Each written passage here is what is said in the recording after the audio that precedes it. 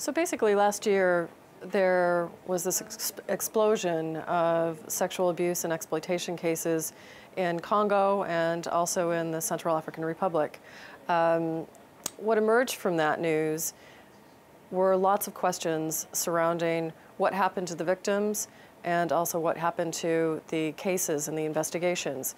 It was those questions that actually led us to looking at data that the UN has been collecting since 2004, when you also had a lot of rashes of abuse allegations coming specifically out of Congo.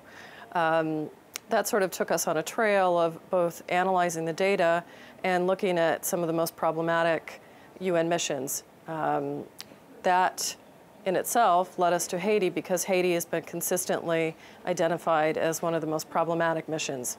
So it's a two-part investigation. This is the first in a series of stories that we'll be putting out.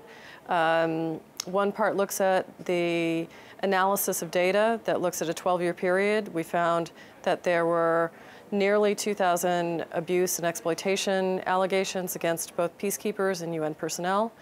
We also found that out of those 2,000 allegations that happened in a 12-year period, that more than 300 of those actually had to do with minors, which was also one of our findings.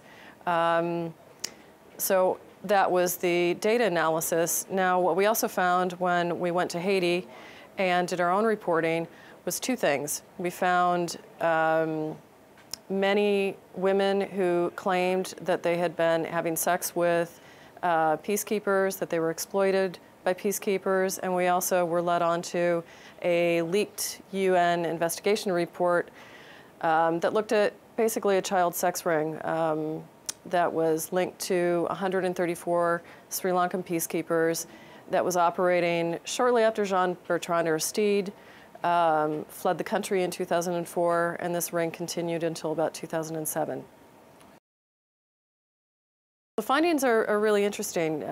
So we found 2,000 allegations, more or less, during this 12-year period.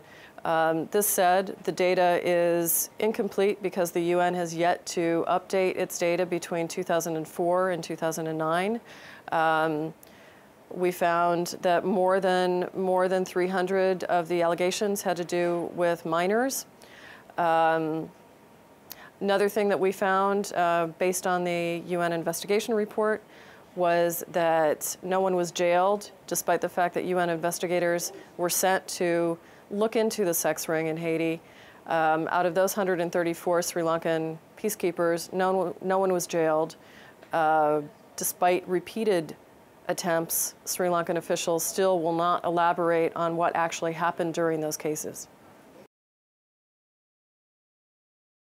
During our investigation, we stumbled upon this report. The AP obtained a copy of the leaked investigation report.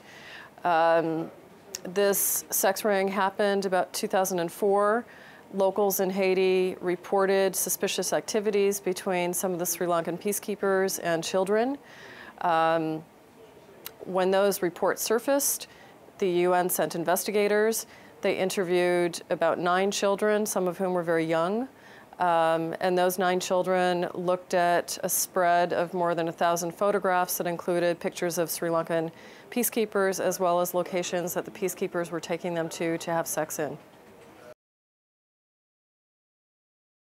This problem is not something new. It's been something that's been going on for a long time. The UN will say that it's made progress. It looks like it has made progress, especially in the detailing of cases. For example, in 2004, if you look at the data was very, very sketchy. Hardly any details existed on the victims, on the perpetrators. The UN itself only started identifying the nationalities of the perpetrators in 2015. In 2016, the level of detail got to be a lot better.